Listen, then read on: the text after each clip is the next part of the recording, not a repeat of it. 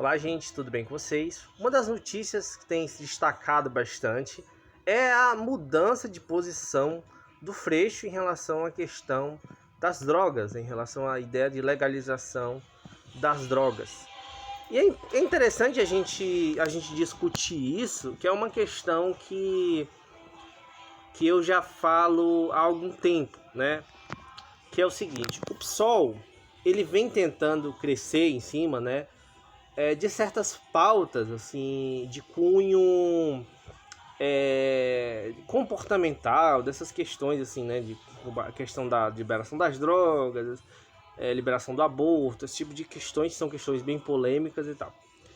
E a gente tem que entender uma coisa, né, falando aqui sobre uma perspectiva ideológica e falando sobre uma perspectiva estratégica, mas primeiramente sobre uma perspectiva estratégica. Sobre uma perspectiva estratégica, isso é bom ou isso é ruim? E a resposta é: depende. Depende. Depende de quê? Dos seus objetivos.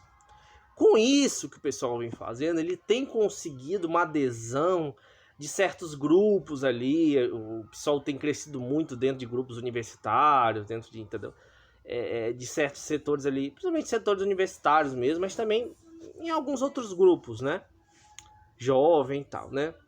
Aquela ideia, aquela coisa mais progressista, de aquela mudança na questão cultural, comportamental e tudo mais, né? O PSOL vem adotando essa linha. E o partido vem crescendo, não bastante, mas vem num crescimento interessante, importante para o partido, né?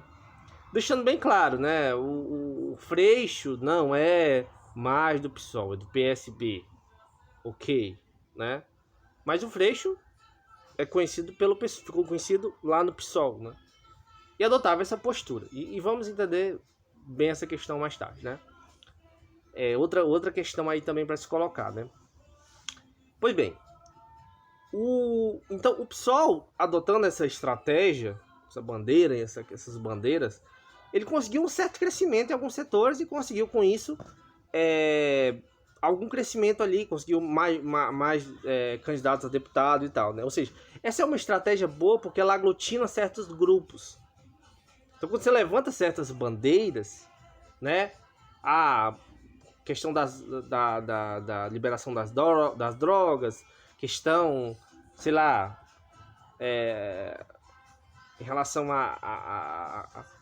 ao aborto também, em relação a...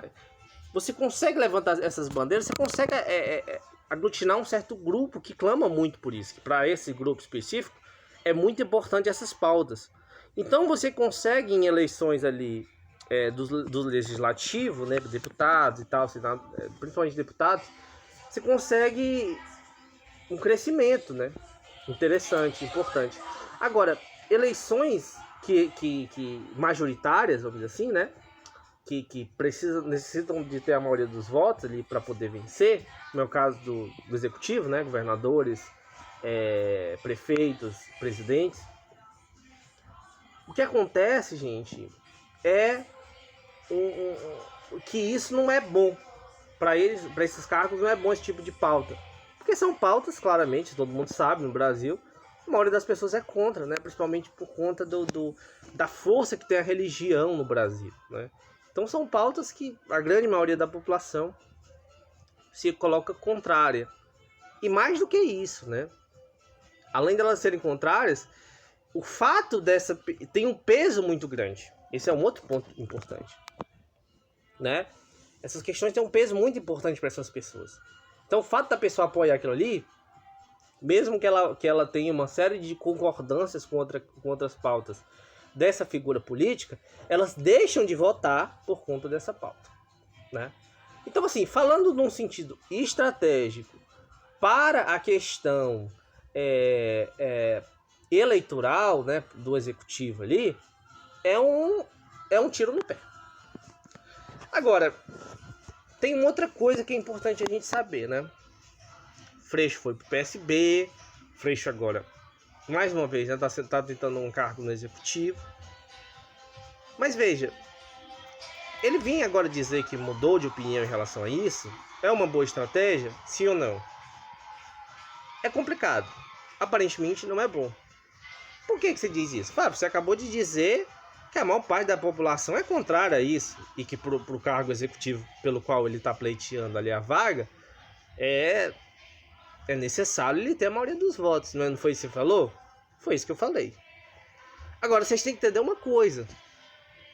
Se você passa uma vida toda, uma carreira toda construindo uma imagem em cima de uma coisa, você chegar no outro dia e dizer o contrário do que você disse a vida toda, será que as pessoas elas vão acreditar em você? Dificilmente. Somente hoje em dia que com as redes sociais, essa coisa toda, o pessoal vai, sabe, cair de pau em cima disso. E além disso, além de você não conseguir ali esse voto dessa galera que era contrária a essa ideia que se defendia, que agora que você está tentando agradar eles, né? Além de você não conseguir muito convencer eles, né? Eles vão confiar muito mais em alguém que já dizia isso há 10, 20 anos atrás. E vinha mantendo essa coerência, vamos dizer assim, né? Além disso, essas pessoinhas que defendem essas pautas que o Freixo defendia vão cair de pau em cima dele também, porque, porra, Freixo, passei a vida toda defendendo. Então o cara fica como um traidor. Então, assim, sabe, é complicado, gente. É aí que tá a complicação, né? E indo para outra questão, né? A questão ideológica. Como é a questão ideológica para um sujeito desse? Se um sujeito, você, tipo, não mantém uma coerência ideológica, é difícil você confiar nele. Porque alguma coisa que ele está dizendo agora, em um momento oportuno, ele vai dizer exatamente o inverso. Então é por isso que é importante para não só para um candidato, um político, mas também, no caso, né, para um comunicador, para um jornalista, para um pensador, para um escritor, ele ter uma coerência ideológica. É evidente que às vezes a gente muda algumas coisas, mas essa mudança ela não pode parecer, como é o caso do Freixo, uma mudança meramente contingencial, meramente para agradar o público, ou seja, uma mudança falsa. A imagem que passa do Freixo vendo isso aí é que das duas uma. Ou ele nunca defendeu de fato aquilo, ele usava aquilo como bandeira falsa para poder se eleger como deputado, né, e vereador, essas coisas. Ou então ele agora está mentindo. Entende? Não vai passar essa imagem de que realmente ele mudou. E mesmo que passe, para quem não ia votar nele, diz, bom, isso aí não muda nada, né? Entendeu? Talvez ele pense assim, não, mas para me tirar essa rejeição que tinha isso. Só que aí é que tá o problema, né? Será que essas pessoas elas vão se convencer que de fato essa mudança é real? Ou elas vão ficar com o pé atrás? Entende? E essa galera que votava, né? E aí o cara, é complicado, porque tem toda uma galera que só votava no Freixo por causa disso.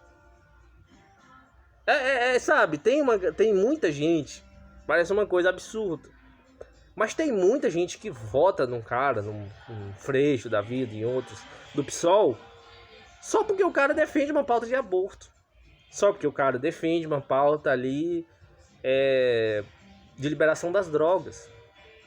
Quer dizer, num conjunto de tantos problemas, né? O PSOL ele acabou colocando essas bandeiras, como prioritárias, né? Então o Boulos ele quer se desligar disso, mas a imagem que passa é meramente de um oportunismo. Esse cara tá falando isso só para se eleger. É isso que as pessoas pensam. É isso que a maioria das pessoas vão pensar. Porque é uma coisa muito estranha, sabe? Tipo assim, não é tipo algo... É porque é exatamente no momento em que ele vai se candidatar agora, tipo assim, isso fica muito claro, sabe? É diferente do cara ter toda uma explicação para aquilo. Não, eu mudei, eu vi que isso aqui... Não faz muito sentido, entendeu? Quando você vê o Freixo, você já vê essa imagem desse cara que defende esse tipo de coisa. Então, assim, eu acho que isso aí não vai ajudar em nada o Freixo, né? Se ele, como estratégia, eu acho que muito mais atrapalha do que ajuda. Eu acho que seria muito mais coerente compreensível ele dizer: ah, não, defendo essa questão, mas não é uma questão prioritária, ou é uma questão que a gente vai ouvir a população, né? Alguma coisa do tipo. Porque iria parecer mais sincero, né? Então, essa é a minha opinião a respeito dessa questão do Freixo. Obrigado a todos e até mais.